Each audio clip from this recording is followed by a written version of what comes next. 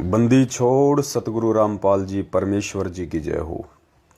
परमपिता परमात्मा सारी सृष्टि के रचनहार, कुल मालिक, असंख्य ब्रह्मांडों के स्वामी, तीनों लोकों में प्रवेश करके सबका भरण पोषण करने वाले अकाल मूर्त शब्द स्वरूपी राम, जगत गुरु, संत शिरोमणि सतगुरु रामपाल जी परमेश्वर जी के चरण कमल में देश विदेश से हम सभी सत्सेवक भाई बहनों का कोटि कोटि दंडोत प्रणाम। परमपिता परमेश्वर सतगुरु रामपाल जी भगवान का आशीर्वाद हम सभी आत्माओं पे इसी तरह से बना रहे, इसकी हमें पल पल हर क्षण कामना है। यही हम गुरुदेव से नित्य दंडवत प्रार्थना करते हैं। और पुण्यात्माओं, इसमें कोई संशय या शंका नहीं है कि गुरुदेव अपने सत्सेवक बच्चों से रति भर भी दूर होंगे।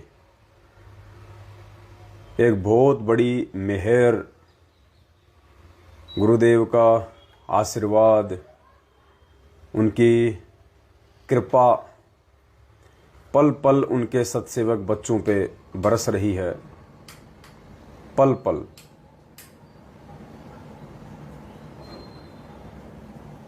और आज 28 अगस्त 2022 को हरियाणा में परमात्मा ने एक बार पुनः भगत समाज और जगत के ऊपर बहुत बड़ी मेहर की है। एक मेहर की है परमात्मा ने। आज 28 अगस्त 2022 को हरियाणा के दैनिक भास्कर अखबार में फुल साइज के 2 पेज, अखबार की जो फुल साइज होती है उसके 2 पेज पे परमात्मा ने ऐड दिलवाया है। हाफ नहीं, फुल नहीं, 1.5 नहीं, 2 साइज में परमात्मा ने ऐड दिलवाया है। दास आपको दिखाना चाहेगा।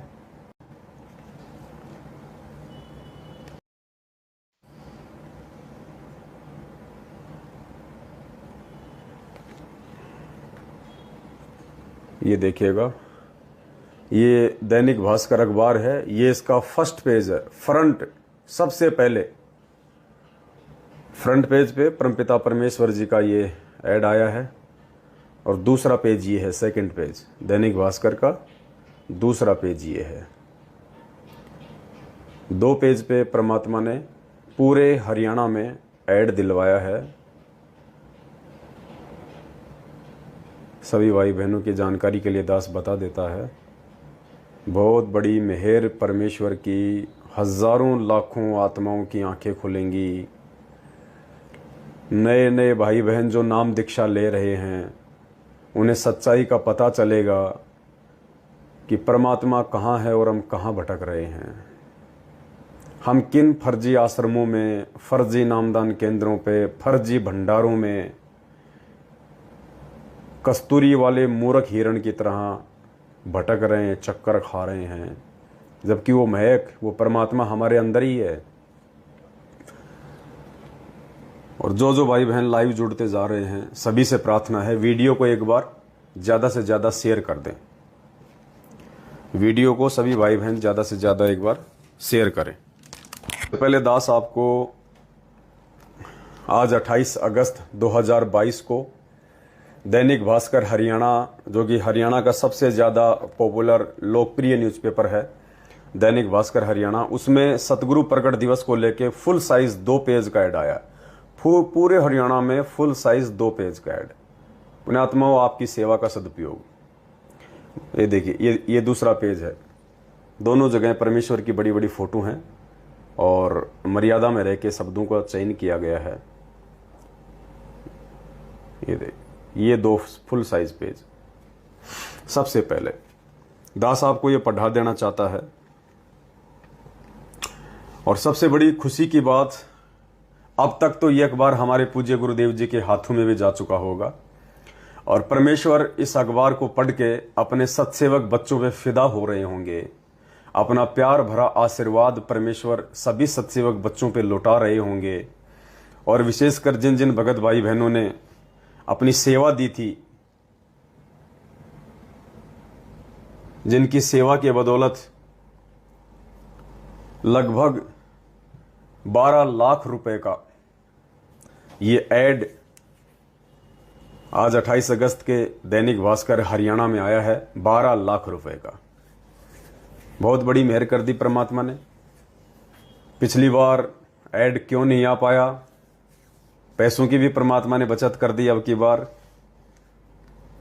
और 12 लाख रुपए का ये ऐड आप सभी भाई बहनों की सेवा से पूरे हरियाणा में सतगुरु रामपाल जी भगवान के प्रचार प्रसार को लेकर आज धूम मचा रहा है।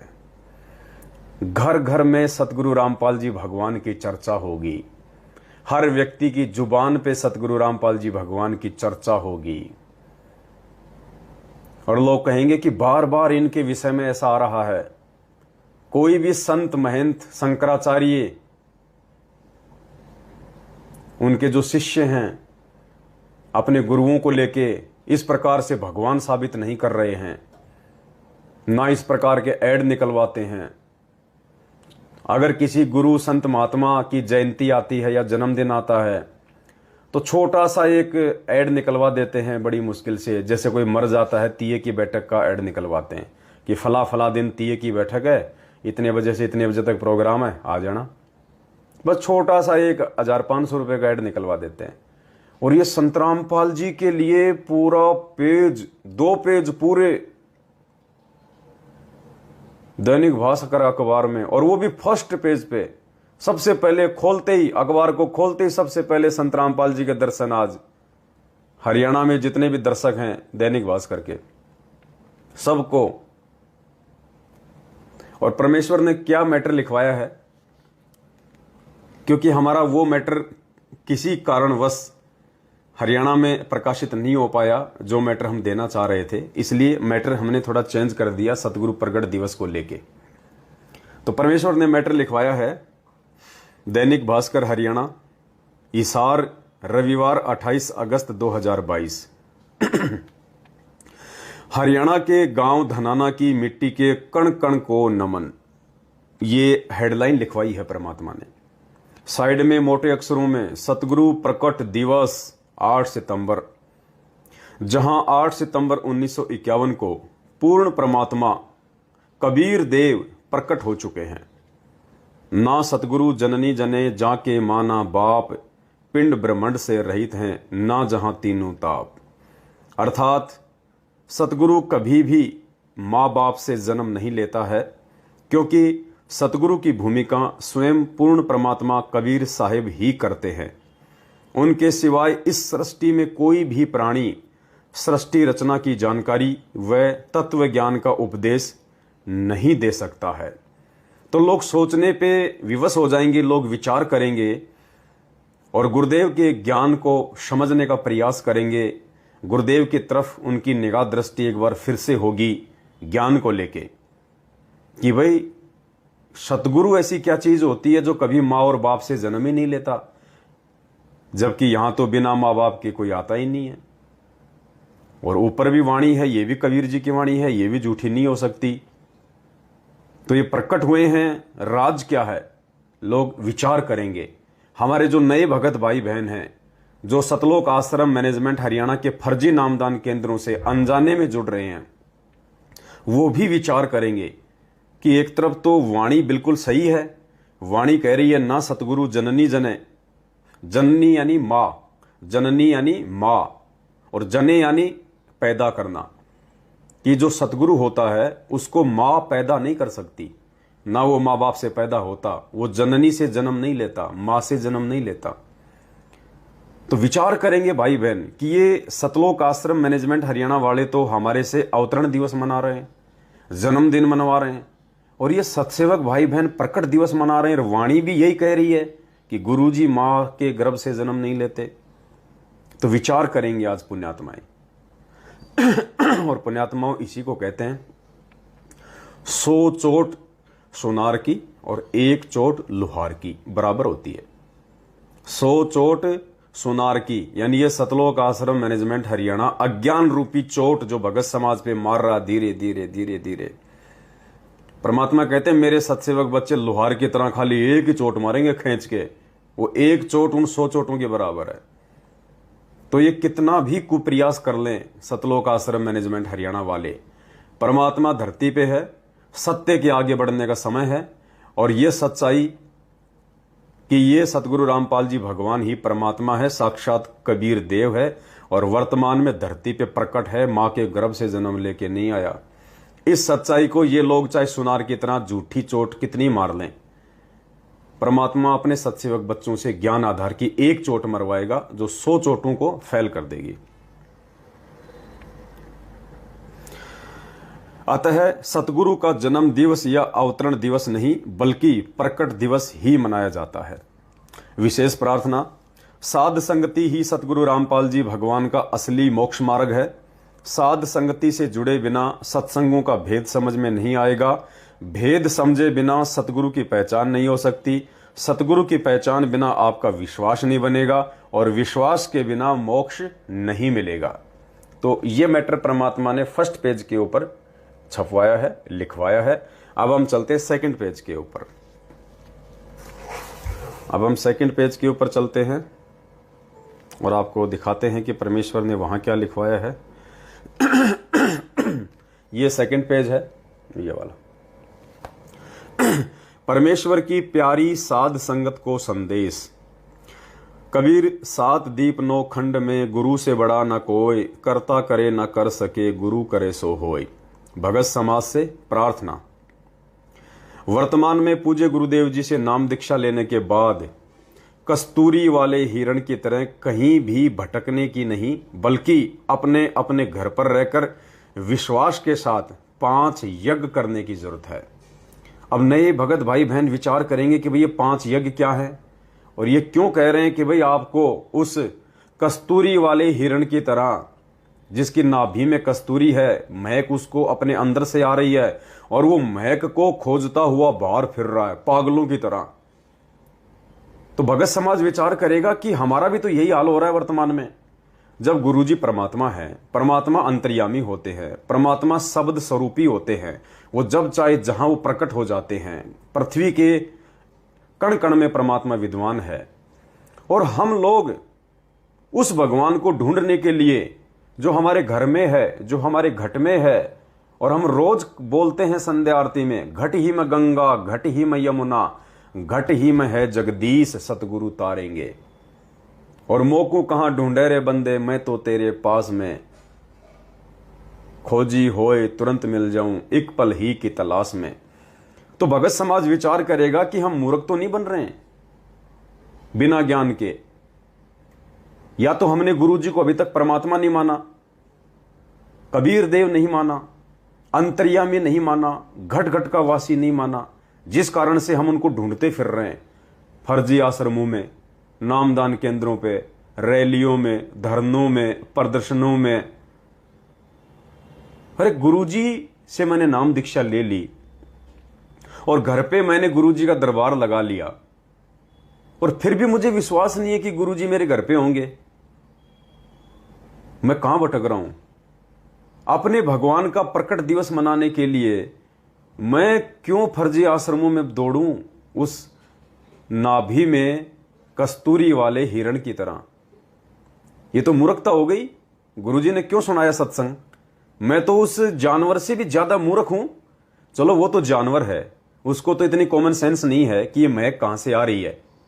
उसको नहीं पता कि तेरी नाभि में, तेरी सुंडी में, तेरी नाभि में वो कस्तूरी है, वहीं से महक आ रही है। और तू भटकता फिर रहा है कि वहां महक आ रही है, वहां महक आ रही है, वहां भगवान मिलेगा, वहां भगवान मिलेगा। अरे मैं इंसान होके जब परमात्मा ने कह दिया मुझे कि हम हैं शब्द, गुरुदेव कहते कि मेरा तो शब्द रूप है। ये हाड़ मांस की दो देह तुम देख रहे हो ना, ये मेरी नहीं है। हाड़ चाम लहू ना मेरे, कोई जाने सतनाम उपासी, तारण तरण अभय पददाता, मैं हूं कबीर अविनाशी। गुरुदेव कह रहे ये हाड़ चाम लहू ना मेरे, कोई जाने सतनाम उपासी। सतनाम यानी सच्चे नाम का उपासक ही इस बात को जान सकता है कि जो कबीर परमात्मा होते हैं, जो सतगुरु की भूमिका में आते हैं, वो हमारी तरह ये हाड़ चाम की देह वाले नहीं होते, दिखाई ऐसे देते हैं। तो जब पता चल गया कि हम हैं शब्द और शब्द हम माही, जिस शब्द से तुम्हारा मोक्ष होगा वो शब्द मैं लेके आया हूं। हम हैं शब्द यानी मेरा रूप है शब्द। शब्द यानी कभी भी खंड नहीं होता। साहिब का नाम अखंड है और सकल सब खंड। और शब्द जब चाहे जहां वो प्रकट हो जाए उसको कहते हैं शब्द, शब्द रूप। हम हैं शब्द, गुरुदेव कह रहे हैं कि मैं क्या हूं, हम हैं शब्द और वो शब्द हम माही जिससे तुम्हारा मोक्ष होगा। हम हैं शब्द, शब्द हम माही। और कहते हमसे भिन्न और कछुनाई, और कहीं भी तुम्हें भ्रमने भटकने की धक्के खाने की जरूरत नहीं है इन फर्जी आश्रमों में कि गुरु जी का प्रगट दिवस मुंड का आश्रम में मनाएंगे तो ज्यादा लाभ होगा, रोहतक के सिंहपुरा आश्रम में मनाएंगे तो ज्यादा लाभ होगा, भिवानी में जाएंगे, सोजत में जाएंगे, इंदौर में जाएंगे, बैतूल में जाएंगे, पंजाब में जाएंगे, शामली में जाएंगे, धूरी में जाएंगे तो गुरु जी मिलेंगे। कुछ नहीं मिलेगा वहां, तो आपको टट्टू मिलेगा, टट्टू। जब भगवान हमारे घर में विराजमान हैं, प्रकट हैं, फिर हमने क्यों गुरु जी का दरबार अपने घर पे लगाया है? हमने वो गुरुद्वारा अपने घर में क्यों सजाया? हमने गुरु जी की फोटो और वहां पे दीपक क्यों लगा रहे हैं? जब हमें इतना ही विश्वास नहीं है कि गुरु जी यहां पे नहीं है। गुरु जी तो केवल जानवर की तरह उन फर्जी आश्रमों में बंधे हुए। जैसे परमात्मा ने बताया ना कि पहले लोग इन गुफाओं में, जंगलों में जाया करते थे, गुफाओं में जाया करते थे तपस्या करने के लिए। तो गुरु जी ने कहा कि भगवान कोई जानवर है क्या जिसको जंगल में पेड़ों से बांध के रखा हुआ है कि वहां जाओगे तो भगवान मिलेगा? तो अब भाई बहनों को समझ में आएगा कि भाई ज्ञान तो ये है जो साध संगतियों के माध्यम से अब ये प्रचारित हो रहा है, समाचार पत्रों के माध्यम से। जब मैंने मेरे घर पे गुरुजी की फोटो लगा ली, गुरुजी का दरबार लगा दिया और नाम दीक्षा देते समय गुरुजी ने कहा था कि बेटा मैं पल पल तेरे साथ में रहूंगा, भगवान तेरे साथ में रहेगा, विश्वास के साथ भक्ति करना कि मोकों कहां ढूंढे रे बंदे मैं तो तेरे पास में। अरे भगवान की वाणी के कहां भटक रहा है प्राणी, कहां भटक रहा है मूड? फिर तू अपने घर पे वो दीपक, वो आरती, वो दंडवत, वो सुमरण, वो सत्संग क्या तू दीवारों के सामने सुन रहा है क्या? जब तुझे इतना ही विश्वास नहीं है कि मेरे घर पे गुरुजी हैं, तो ज्योतबत्ती तू सुबह शाम जो लगाता है देसी घी की, तू दीवारों के सामने लगाता है क्या? तू जो दंडवत प्रणाम करता है अपने दरबार के सामने, अगर तुझे विश्वास नहीं है कि मेरे घर पे गुरुजी नहीं है, परमात्मा नहीं है, तो क्या तू दीवारों को दंडवत कर रहा है क्या? अरे तेरी स्थिति तो उस मूर्ख हिरण से भी ज्यादा गई गुजरी है। वो तो चलो मान लिया जानवर है, उसको तो नहीं पता बेचारे को, इसलिए वो तो भटक रहा है इधर उधर अपने शरीर की चीज को बाहर ढूंढने के लिए। अरे तू तो इंसान है, सबसे ज्यादा बुद्धिमान है, ऊपर से तेरे को विशेष ज्ञान दे दिया आके परमात्मा ने, तत्व ज्ञान, और फिर भी तू उस परमात्मा की खोज में जो तेरे घर में बैठा है, जो तेरे गठ में बैठा है, तेरे दरबार में बैठा है, तेरे हृदय में बैठा है, यदि तू मर्यादा में है तो उस परमात्मा को ढूंढने के लिए तू भटकता फिर रहा है। परमात्मा कहते पर्वत पर्वत मैं फिरया कारण अपने राम, और राम जैसे संत मिल गए जिन सारे सब काम। अब भटकने की जरूरत कहां रह गई? तो क्या लिखवाया परमात्मा ने? वर्तमान में पूज्य गुरुदेव जी से नाम दीक्षा लेने के बाद कस्तूरी वाले हिरण की तरह कहीं भी भटकने की नहीं, बल्कि अपने अपने घर पर रहकर विश्वास के साथ 5 यज्ञ करने की जरूरत है। अब भगत भाई बहनों को यह भी नहीं बताया जाता इन फर्जी आश्रमों पे, इन फर्जी नामदान केंद्रों पे, जब ये नाम दीक्षा लेते हैं बेचारे, कि 5 यज्ञ क्या होती हैं और 5 यज्ञ तुमको कैसे करनी होती हैं। अगर इस भगत समाज को ये मैनेजमेंट वाले यही बातें बता देंगे तो पुण्यात्माओं इनका धंधा बंद हो जाएगा। सब लोग घर बैठ के विश्वास के साथ अपने घर पे भक्ति करने लग जाएंगे तो इनका धंधा बंद हो जाएगा। तो पुण्यात्माओं घबराना नहीं है, परमात्मा धरती पे है, सत्सेवकों की सेवा आप भाई बहनों को समझाने की लगा रखी है। 5 यज्ञ क्या है सुन लीजिए, जो इस अखबार में लिखा गया है, इस न्यूज़पेपर में 5 यज्ञ लिखी गई है। आम आदमी पढ़ेगा उनको भी पता चलेगा, भगत समाज पढ़ेगा उनको भी पता चलेगा, और इन मैनेजमेंट वालों के पीछे भ्रमणा भटकना छोड़ देंगे। सबसे पहले यज्ञ है ज्ञान यज्ञ। सत्संग सुनना, आरती करना, ज्ञान चर्चा करना आदि ज्ञान यज्ञ में आता है। यानी गुरुदेव से संबंधित चर्चा, गुरुदेव से संबंधित ज्ञान, उनके सत्संग सुनना, उनकी पुस्तकें पढ़ना, चार भगत भाई बहन आपस में मिल जाएं तो परमात्मा की जो चर्चा होती है वो करना, उसको कहते हैं ज्ञान यज्ञ। यानी आप अपने घर पे रोजाना अपने मोबाइल पे या टीवी पे यदि आधा एक घंटा भी यदि आप सत्संग सुनते हैं तो आपका ज्ञान यज्ञ कंप्लीट हो गया। आपका पहला यज्ञ रोजाना कंप्लीट हो रहा है यदि आप गुरुदेव की चर्चा या गुरुदेव का सत्संग रोजाना 1 घंटे भी सुनते हैं तो। अरे जो सत्संग आपके मोबाइल में है, जो सत्संग आपके टीवी में है, उन्हीं सत्संगों को सुनने के लिए तुम फर्जी आश्रमों में जाते हो, उन कुपात्रों के उन सत्संगों में जाते हो जहां पे वो सत्संगों की आड़ में तुमसे दान धर्म करवाने के लिए बुलाते हैं। तुम अपने घर से जाते हो, किसी को 1 घंटा लगता है, किसी को 2 घंटा लगता है, और वहां कौन से गुरुजी आके सत्संग कर रहे हैं? वो टीवी पे सत्संग चला देंगे, प्रोजेक्टर पे सत्संग चला देंगे, ड्रामा करने के लिए किसी सिनेमा हॉल में चलवा देंगे। अरे जिस 1 घंटे के सत्संग को सुनने के लिए तुम 2 घंटा आने जाने में बर्बाद कर रहे हो, तो तुम मूर्ख हो या तुम समझदार हो? वो सत्संग जो तुम वहां सुनने जा रहे हो, वो सत्संग तो तुम्हारे घर में भी है, तुम्हारे मोबाइल में भी है, रोजाना साधना टीवी चैनल पे भी आता है, और वही सत्संग सुनने के लिए तुम वहां भीड़ में जा रहे हो जहां ना कोई ज्ञान चर्चा है, सिर्फ देखा देखी, ना कोई भंडारे हैं वहां पे, सिर्फ तुमसे दान पेटी में पैसा डलवाने के लिए। तुम अपना क्यों समय बर्बाद कर रहे हो? अपने घर पे बैठ के सत्संग सुनो। तो आज विचार करेंगे आत्माएं। पहला यज्ञ ज्ञान यज्ञ, अर्थात सत्संग सुनना, आरती करना, ज्ञान चर्चा करना आदि ज्ञान यज्ञ में आता है। दूसरा यज्ञ है ध्यान यज्ञ। पहला यज्ञ ज्ञान यज्ञ, दूसरा ध्यान यज्ञ। ध्यान यज्ञ क्या है? सत्संग, सुमरण, आरती, मंत्र व ज्ञान चर्चा को ध्यान से सुनना।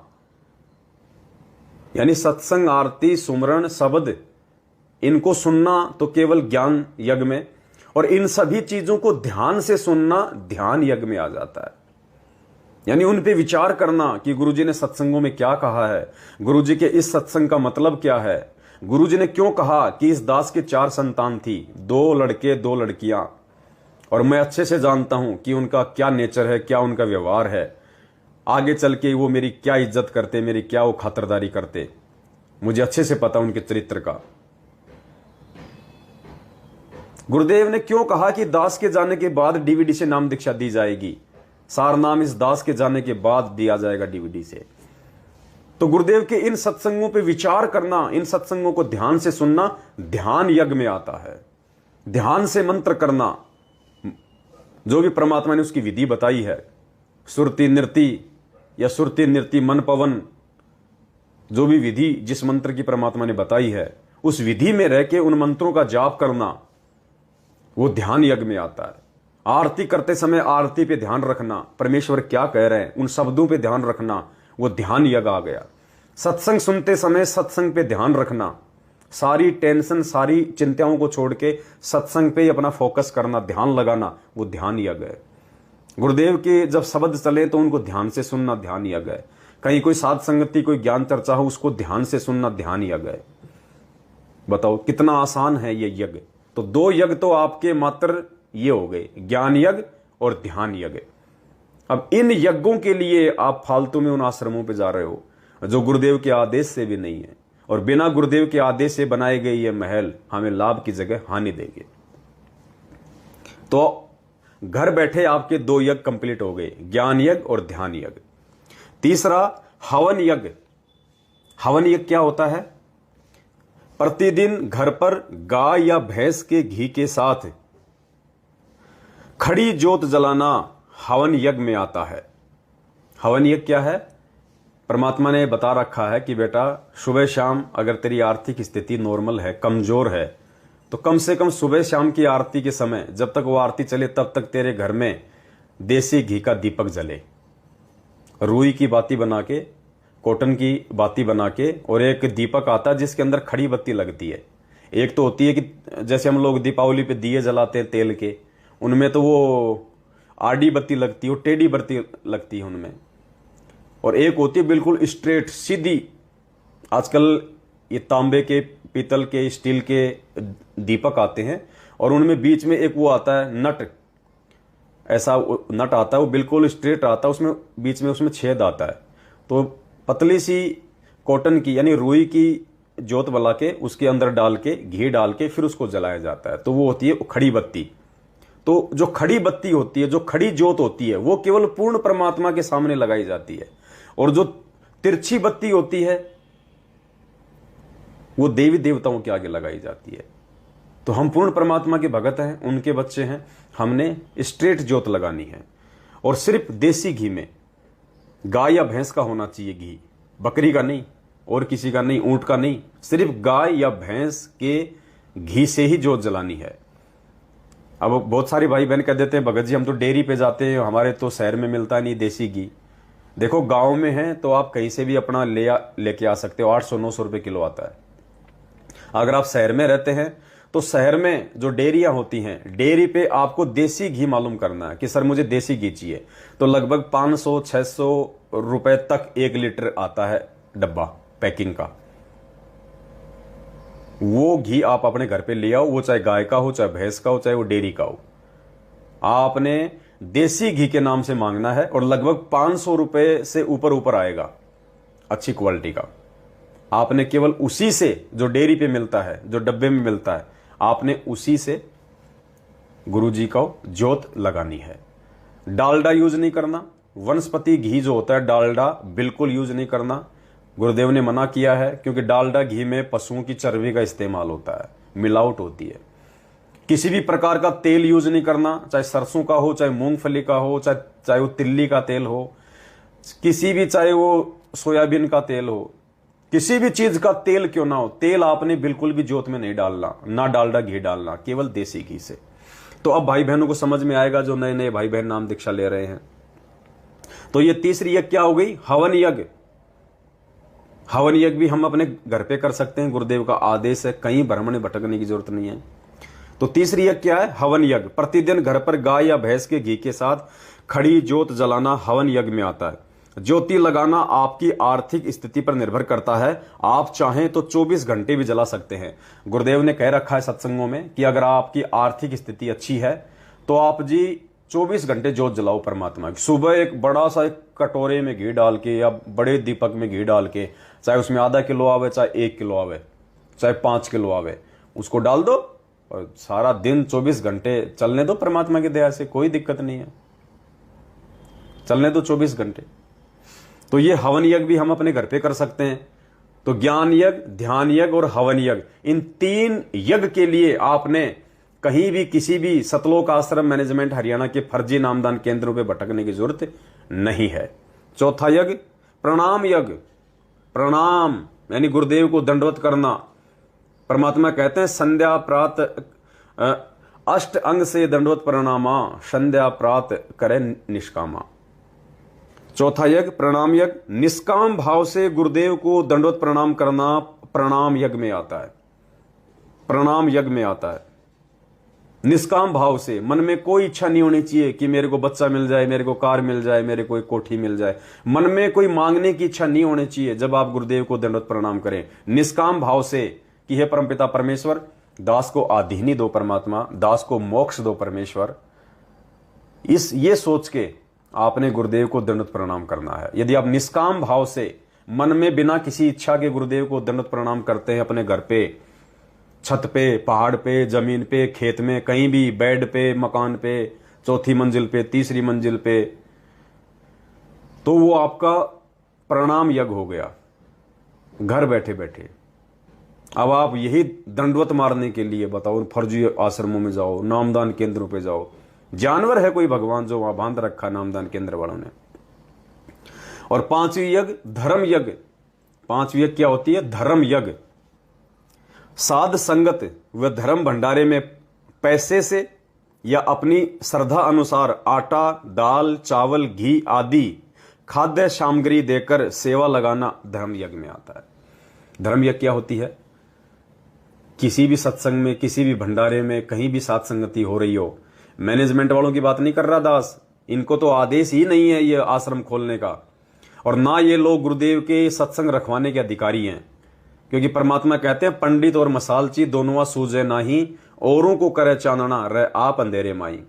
और मालिक कहते हैं औरों पंथ बताओ ही आप न जाने राह। इनको खुद को इस ज्ञान का नहीं पता, इस भगवान का नहीं पता बताओ, भगवान का तो जन्मदिन मना रहे हैं, कागज की फोटो का प्रकट दिवस मनाते हैं दाढ़ी मूछ वाले का। पुण्यात्माओं, इनको तो ये भी अधिकार नहीं है। ये सत्संग रखवाने के तो कहां अधिकारी होंगे। सत्संग तो वो रखवाता जो पहले सत्संगों से जो परिचित हो, जो ज्ञान से जो परिचित हो। तो साध संगति जहां जहां होती है, सत्सेवक भाई बहन मिलके जहां भी धर्म भंडारे करते हैं, गुरु जी को भोग लगाते हैं, वहां पे आप भी अपना सहयोग कर सकते हैं धर्म भंडारे के रूप में, धर्म यज्ञ के रूप में, पैसे देकर भंडारे में, या फिर आटा दाल चावल जो भी खाद्य सामग्री है आप जी वहां पे सेवा में देके अपना धर्म यज्ञ कर सकते हैं, सहयोग कर सकते हैं। और अगर हमारे गुरुजी आश्रम में हैं तो अपना जो 10वां जो अंश का जो पैसा होता है, या वैसे भी आप जितना चाहें गुरुदेव को आप दान कर सकते हैं। आश्रमों में आप जी हर प्रकार से गुरुदेव से आज्ञा लेके, चाहे आटा दाल चावल के ट्रकों के ट्रक भिजवाओ आप, चाहे वो आता है धर्म यज्ञ में। तो 5 यज्ञ आप अपने घर पे बैठ के कर सकते हो। 5वां जो धर्म यज्ञ वो आप साथ संगति में आके कीजिएगा, कोई दिक्कत नहीं है। सारे यज्ञ आप अपने घर पे कर सकते हो। हमें जरूरत ही नहीं है इन पाखंडियों की, इन धर्म के ठेकेदारों की, मैनेजमेंट वालों की, गुरुदेव के कलयुगी परिवार वालों की, इन कोऑर्डिनेटरों की, नामदान संचालकों की, इन फर्जी आश्रमों की। हमें जरूरत ही नहीं है इन धर्म के ठेकेदारों की जो अपना पेट भरने के लिए संगत को 8 साल से मूर्ख बना रहे हैं गुरुदेव की आड़ में। अपना अपना धंधा खोल के बैठ गए, आश्रम खोल के बैठ गए। भगवान जेल में बैठा है और ये करोड़ों के आश्रम बना के अपना धंधा सेट कर रहे हैं। हमें जरूरत ही नहीं। कोई मूर्ख होगा, कोई मूढ़ प्राणी होगा, कोई उस हिरण की तरह मूढ़ होगा जिसकी नाभि में कस्तूरी है और वो इन आश्रमों में ढूंढता फिर रहा है कि परमात्मा यहां होगा, परमात्मा वहां होगा। कितनी आसान विधि बताई है परमात्मा ने अपने को प्राप्त करने की। तो नए भाई बहन इन बातों पे विचार करें। पुण्यात्माओं, ये इतना पैसा जो खर्च किया जा रहा है ना इन विज्ञापनों पे, 18-18 लाख रुपए, 12-12 लाख रुपए, आने वाले समय में तो 50-50 लाख रुपए खर्च होंगे अभी जो सेवा अभी जो बाकी है। तो 5 यज्ञ मालूम पड़ेगा पूरे हरियाणा समाज को। जगत वाले भी चर्चा करेंगे कि यार ये ज्ञान तो हमारे गुरुजी ने तो हमें दिया ही नहीं कभी, ये संत रामपाल जी के भक्तों को कहां से ज्ञान आ गया। तो गुरुजी के सत्संग सुनना शुरू करेंगे कि अवश्य इन्होंने अपने गुरुदेव के सत्संगों से ज्ञान अर्जित किया होगा, वरना इनके पास कहां से ये ज्ञान आएगा। और नए भाई बहन जो भगत समाज है वो भी जागेंगे, क्योंकि एक परिवार में पुण्यात्मा यदि 5 भगत हैं तो सारे भगत मूर्ख नहीं होते हैं। उनमें से 2 भगत समझदार भी होते हैं।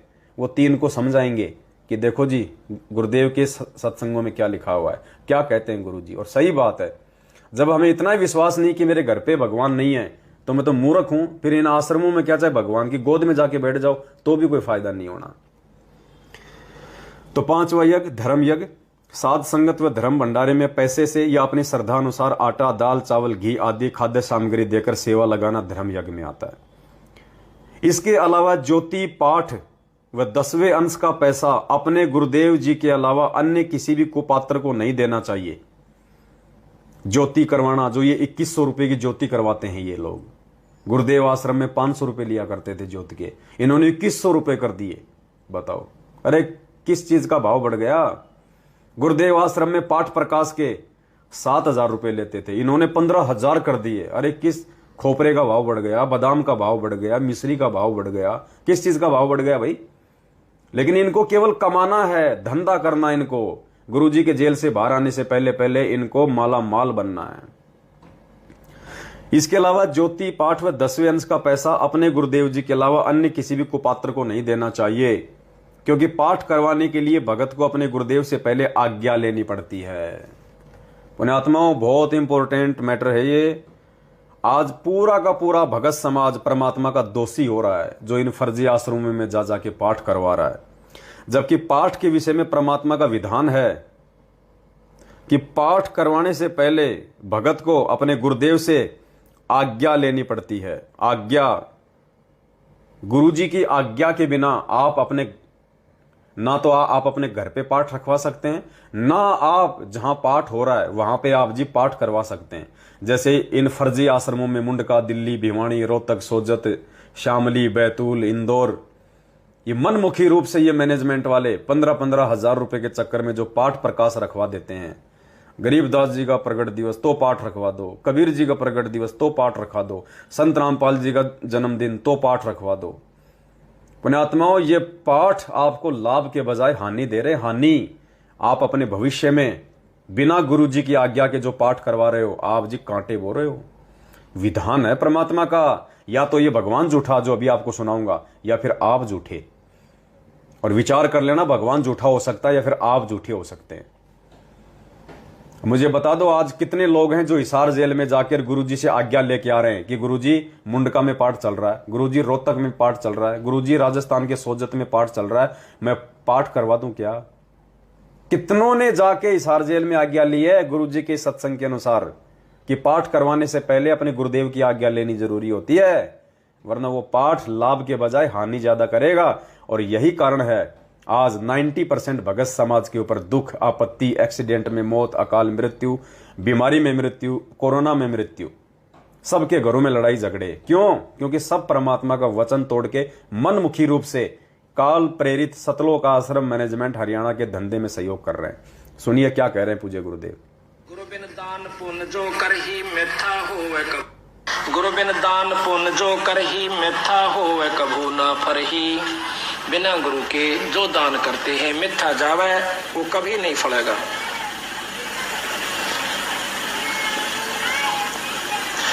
गुरु बिन होम यज्ञ जो साधे और 10 मन पातक लागे। गुरु बिन कोई पाठ, कोई हवन ये नहीं करवाना चाहिए, गुरु की आज्ञा लेकर फिर करवाना चाहिए।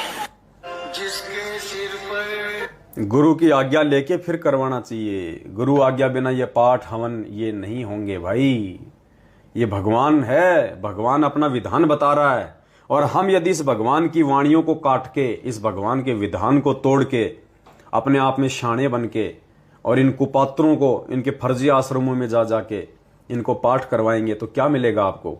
आए दिन 12-12 एक साथ मर रहे हैं भगत एक्सीडेंट में, 12-12 भगत है। इसके अलावा ज्योति पाठ व 10वें अंश का पैसा अपने सतगुरुदेव जी के अलावा ने किसी भी कुपात्र को नहीं देना चाहिए, क्योंकि पाठ करवाने के लिए भगत को अपने गुरुदेव से पहले आज्ञा लेनी पड़ती है। गुरु आज्ञा बिना करवाया गया पाठ लाभ की जगह हानि करता है। इसी वजह से आज 90% भगत समाज ज्योति व पाठ करवाते करवाते भी कष्ट उठा रहा है। हकीकत है। तो भगत भाई बहन विचार करेंगे। फिर आगे क्या लिखवाया परमात्मा ने? क्योंकि गुरुदेव का विधान है, गुरु बिन माला फेरते, गुरु बिन देते दान, गुरु बिन दोनों निष्फल है, चाहे पूछो वेद पुराण। अतः गुरुदेव के बाहर आने तक सभी भाई बहन साध संगति से जुड़े रहें, वीडियो देखते रहें और विश्वास के साथ गुरुदेव को अपने साथ ही जानकर मर्यादा के साथ भक्ति करते रहें। कभी भी दुख नहीं होगा, क्योंकि सत्सेवक इसी राह पे चल रहे हैं। सत्सेवक अपने गुरुदेव को अपने यहां समझते हैं, यहां रखते हैं, यहां कि पल पल गुरुजी हमारे साथ में है, हमारा अनिष्ट नहीं हो सकता यदि मर्यादा में रहेंगे तो।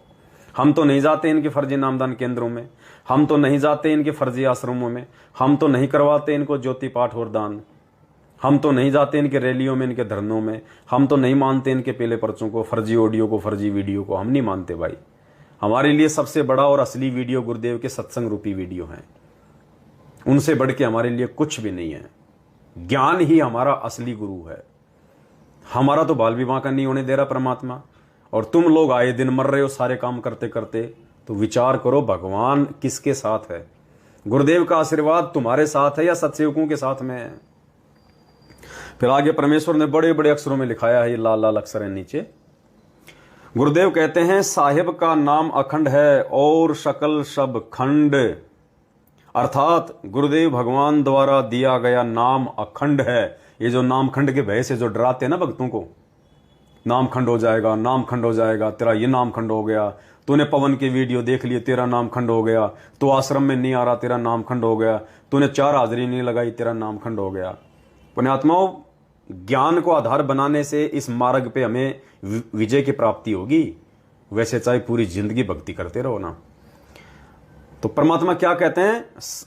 साहिब का नाम अखंड है।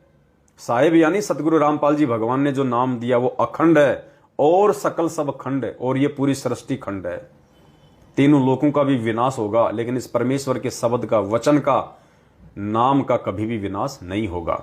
तो ये कहते हैं नाम खंड हो गया। नाम खंड नहीं होता, मर्यादा खंडित होती है। नियम टूटने से मर्यादा खंडित होती है, जिसके चलते नाम अपना काम करना बंद कर देता है।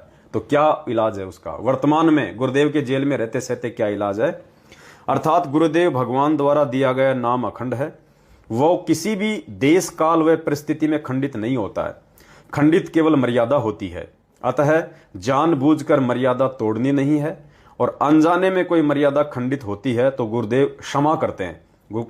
गुरुजी ने बताया कि जानबूझ के भगत को मर्यादा नहीं तोड़नी चाहिए, और अनजाने में यदि कोई मर्यादा टूट जाती है, देखो पुण्यात्माओं, अनजाने में धोखे से यदि आपको किसी ने आलू की सब्जी की जगह अगर आपको मटन खिला दिया, आपको चिकन खिला दिया और आपने खा लिया, तो आपका नाम खंड नहीं है। धोखे से यदि आपको किसी ने पानी में शराब मिला के पिला दी, किसी ठंडे के अंदर, किसी पेप्सी में, किसी कोका कोला के अंदर, किसी थम्सअप के अंदर आपको किसी ने बियर डाल के पिला दी, आपको किसी ने शराब डाल के पिला दी, तो उससे नामखंड नहीं होता है। नामखंड होता है जानबूझ के गलती करने से। अनजाने की गलती को गुरुजी माफ करते हैं। अतः जानबूझकर मर्यादा तोड़नी नहीं है, और अनजाने में कोई मर्यादा खंडित होती है तो गुरुदेव क्षमा करते हैं। फिर भी किसी कारणवश मर्यादा खंडित हो भी जाती है तो हृदय से घर पर ही गुरुदेव को दंडवत करके गलती की क्षमा याचना करें। यदि पश्चाताप के साथ आत्मा से पुकार की जाएगी तो गुरुदेव अवश्य क्षमा करते हैं।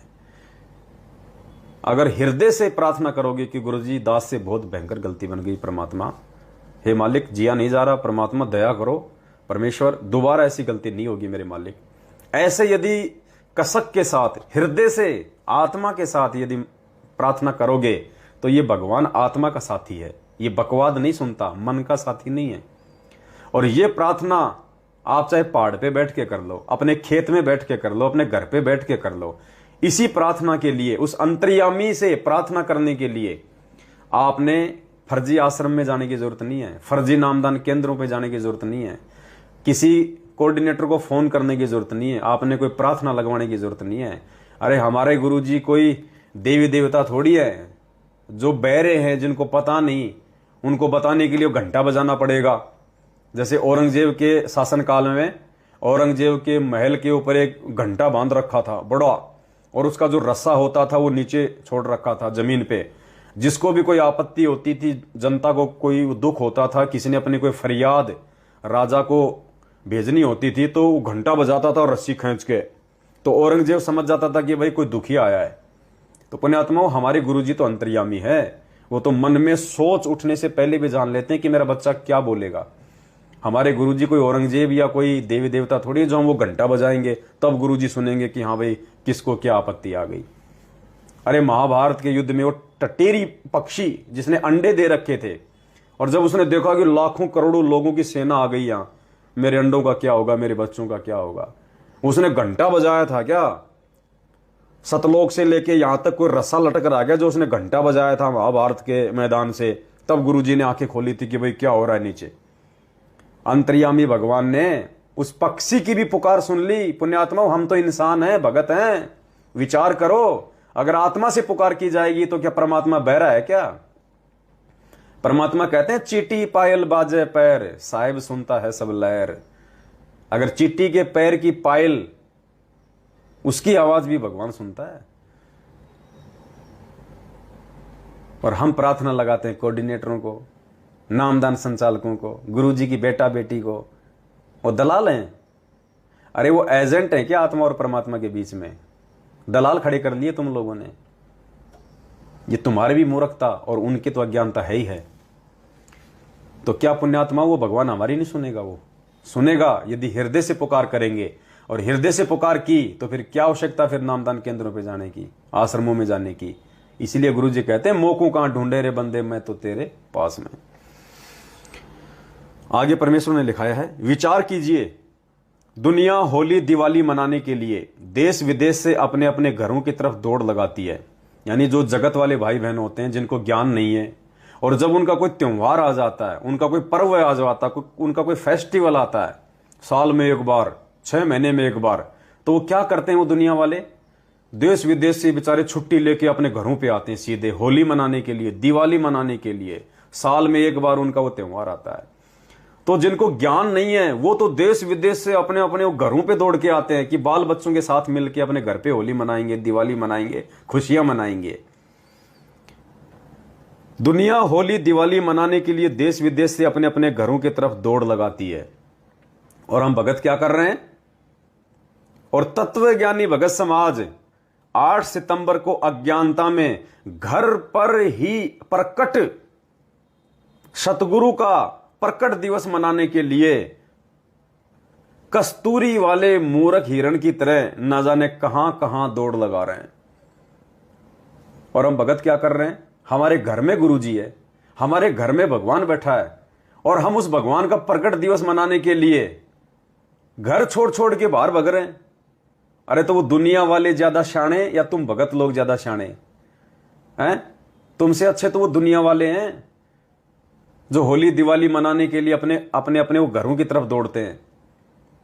और तुम भगत समाज, तुम्हारे घर में भगवान बैठा, तुम्हारे तुम्हारे तुम्हारे घट में भगवान बैठा, और तुम उसी भगवान को खुश करने के लिए, उसी भगवान का प्रकट दिवस मनाने के लिए अपना घर छोड़ छोड़ के और इन फर्जी आश्रमों में दौड़ रहे हो।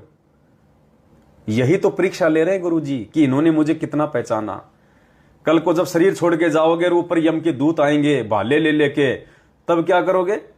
जिनको विश्वास होगा कि गुरु जी मेरे साथ में हैं, गुरु जी मेरे हृदय में समाये हुए हैं, वो नहीं भगेंगे कहीं भी। और जो लोग आज भग रहे हैं, आज अपने जो घरों पे जो गुरु जी को नहीं मानते, जो ये मानते हैं कि मेरे घर पे गुरु जी नहीं है, मैं जहां पे जोत लगाता हूं वहां पे मेरे गुरु जी नहीं है, मेरा घर तो शमशान घाट है, गुरुजी तो उन आश्रमों में बैठे हैं जो मैनेजमेंट ने खोल रखे हैं, गुरुजी तो उन नामदान केंद्रों पे बैठे हैं जो मैनेजमेंट ने खोल रखे हैं, गुरुजी तो उन कोऑर्डिनेटरों के पास जाऊंगा तो मिलेंगे, मेरे घर पे गुरुजी नहीं है। और जो लोग अपने गुरुजी का प्रकट दिवस मनाने के लिए उन आश्रमों में दौड़ लगा रहे हैं, पुण्यात्मा, यही सोच, यही वृत्ति, यही हमारा जो अभ्यास है वो शरीर छोड़ने के बाद रहेगा। जब यम के दूत भाले ले लेके आएंगे तो हम भगेंगे, फिर इधर उधर हम भगेंगे, क्योंकि आज भी हम अपने भगवान को छोड़ के उस पर विश्वास ना करके कि वो मेरे साथ में, हम इन आश्रमों में भग रहे हैं, इन नामदान केंद्रों पे भग रहे हैं, तो वहां भी जब वो यम के दूत भाले ले लेके आएंगे तो तुम आगे भगोगे, क्योंकि तुम्हें विश्वास तो है ही नहीं। जब तुम्हें इस धरती पे विश्वास नहीं हो रहा कि गुरु जी मेरे साथ में हैं, कि घटी ही में गंगा, घटी ही में यमुना, घटी ही में है जगदीश। जगदीश यानी जगत प्लस ईश, सारी सृष्टि का भगवान कौन है? कबीर देव, सतगुरु रामपाल जी भगवान। जब तुम्हें आज विश्वास नहीं है तो मरने के बाद कहां से विश्वास होगा? फिर तुम देखोगे कोऑर्डिनेटर कहां है, और महेंद्र भगोड़ा कहां, और गुरु जी की बेटी कहां, ये आगे बाले लगे, क्या होगा फिर तुम्हारा? ये रिहर्सल करवा रहा परमात्मा सतलोक जाने वाले मार्ग की। तो इस रिहर्सल में वही सफल होगा जो गुरु जी को अपने घर पे मानेगा, और जो अपने अपने जो घर पे रह के 8 सितंबर को गुरु जी का प्रकट दिवस अपने बाल बच्चों के साथ मनाएगा। विचार कीजिए, दुनिया होली दिवाली मनाने के लिए देश विदेश से अपने अपने घरों की तरफ दौड़ लगाती है, और ये तत्वज्ञानी भगत समाज 8 सितंबर को अज्ञानता में घर पर ही प्रकट सतगुरु का प्रकट दिवस मनाने के लिए कस्तूरी वाले मूर्ख हिरण की तरह न जाने कहां कहां दौड़ लगा रहे हैं। पुण्यात्माओं, दुनिया भी विचार करेगी, दुनिया भी विचार करेगी, ये जगत वाले भी विचार करेंगे आज इस अखबार को पढ़ के कि यार बात तो सही लिखी हुई इसमें, और ये मूर्ख मैनेजमेंट वाले क्या कर रहे हैं? चिट्ठियां भेज रहे हैं गांव गांव में विशाल भंडारा, भीड़ इकट्ठी करने के लिए। विशाल भंडारा, पूरी दुनिया के लिए भंडारा, जगत वाले आओ, भगत वाले आओ, सबके लिए भंडारा, विशाल भंडारा, 3 दिन का अखंड पाठ, लाडू जलेबी की फोटो भेज रहे हैं, लोगों को लुभावना ऑफर दे रहे हैं। अब इस अखबार को लोग पढ़ेंगे तो विचार करेंगे कि यार ये रामपाल जी के भक्तों को हो क्या गया।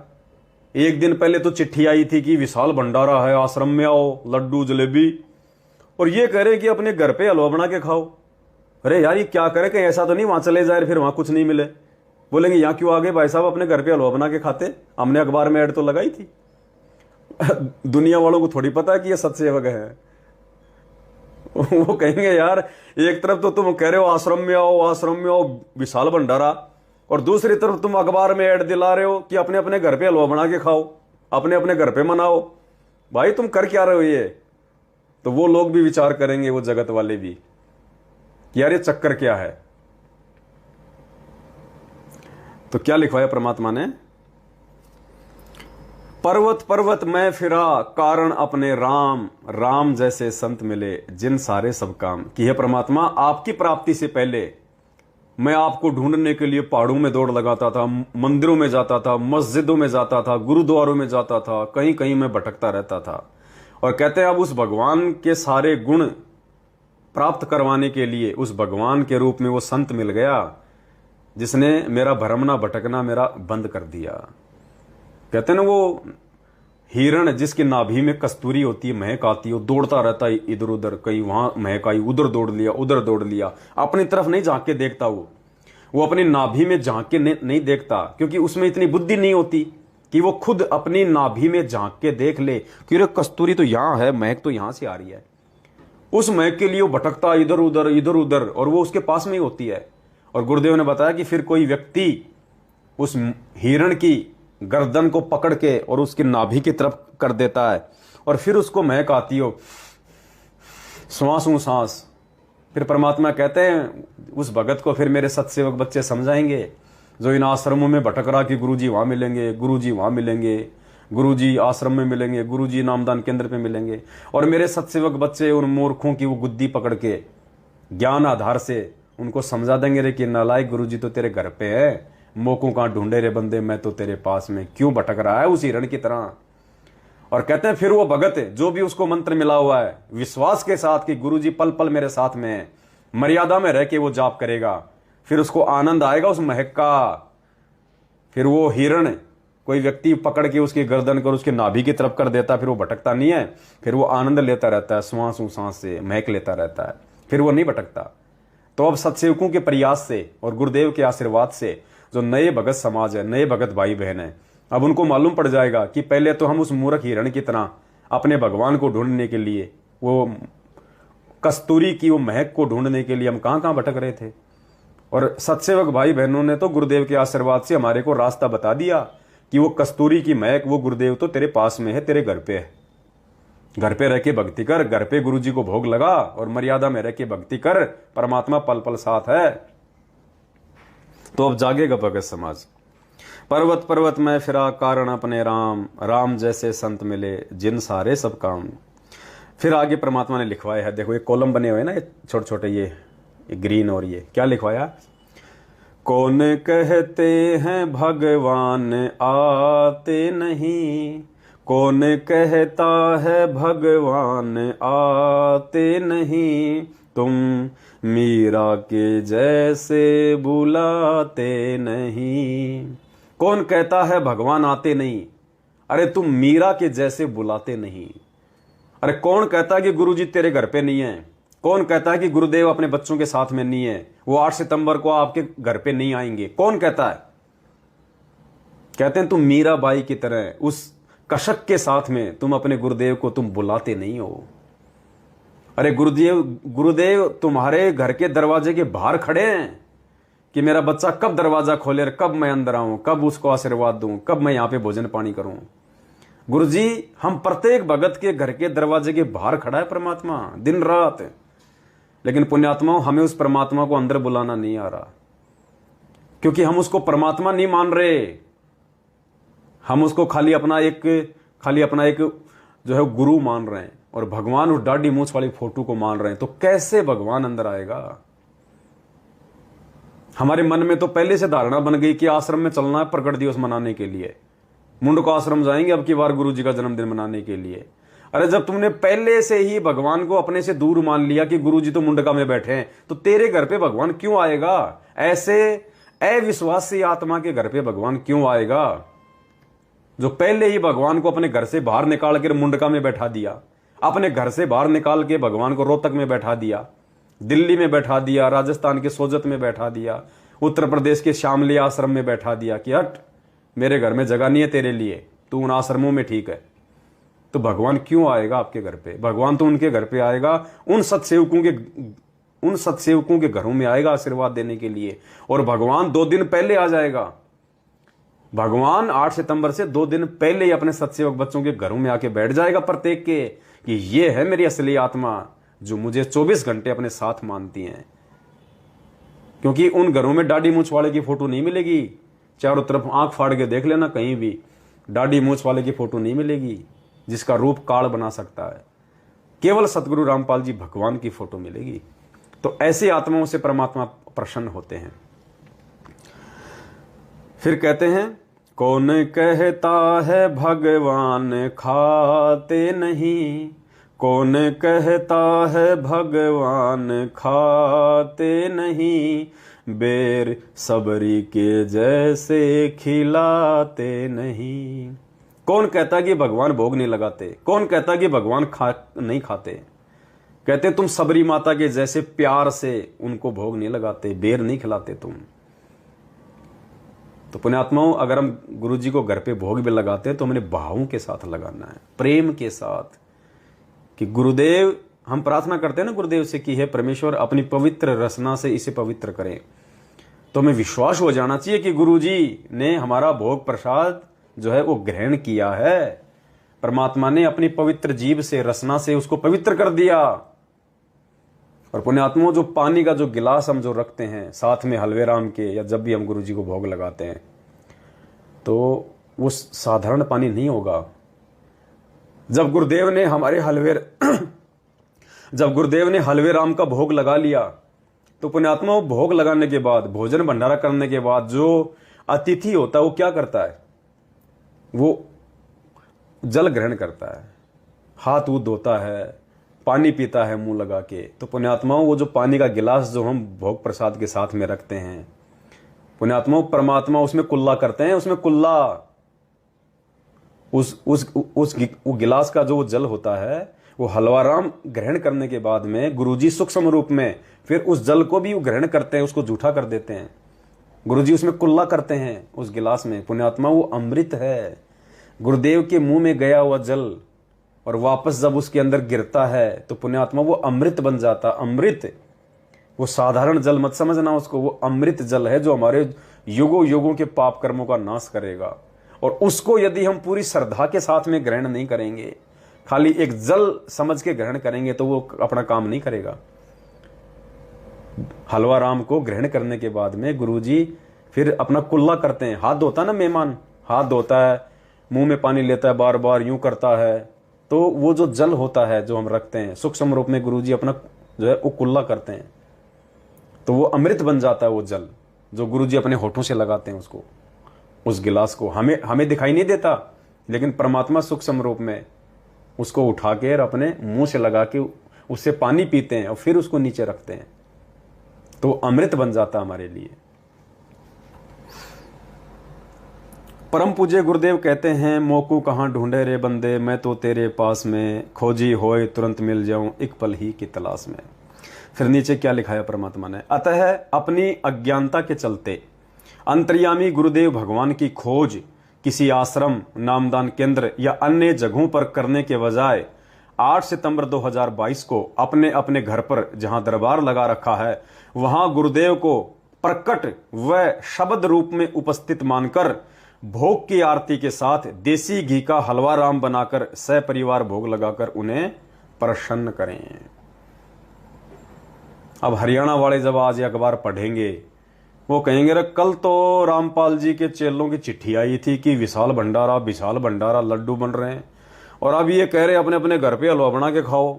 यार, ये कहीं ऐसा तो नहीं कि उस दिन ये भूखा मार देंगे, हम चले जाएं वहां पे डुंडा पाड़ने के लिए, लड्डू खाने के लिए, और वहां जाने के बाद पता चले रहे यहाँ तो कुछ है ही नहीं। तो ये तो कह रहे हैं अपने अपने घर पे हलवा बना के खाओ। तो पुण्यात्माओं, जो भगत समाज है हरियाणा का विशेषकर, पुण्यात्माओं आज उनकी आंखें खुलेंगी।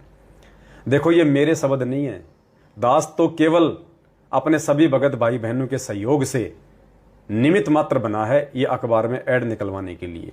मेरे अकेले की भी औकात नहीं है कि मैं अखबार में 12 लाख रुपए का ऐड निकलवा दूं।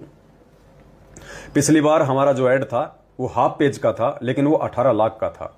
तो किसी भाई बहन के मन में शंका ना आ जाए कि अब की बार तो उससे भी 3 गुना बड़ा ऐड गया हरियाणा में, और ये 12 लाख का, और पहले खाली हाफ पेज गया था वो 18 लाख का। तो पहले जो 18 लाख का ऐड था अपना हाफ पेज का, वो पूरे भारत में गया था, पूरे भारत में 12 राज्यों में गया था, इसलिए उसकी कॉस्ट 20 लाख थी, वो 18 लाख थी। अब की बार केवल हरियाणा में गया है, और दिल्ली न्यू दिल्ली और हरियाणा, केवल 2 स्टेट में गया है ये, इसलिए इसकी कॉस्ट 12 लाख रुपए है। और आगे परमात्मा जो दया करेंगे, अब अखबार के माध्यम से नहीं, अब टीवी चैनल के माध्यम से बातचीत शुरू है परमात्मा की दया से। बहुत जल्दी परमात्मा दया करेंगे, उसके लिए हमारे को 40-50 लाख रुपए की आवश्यकता पड़ेगी। और दूसरी बात, दास विनती करना चाहेगा पुण्यात्माओं, जो भगत भाई बहन हमारे विचारों से सहमत नहीं है, साध संगतियों से सहमत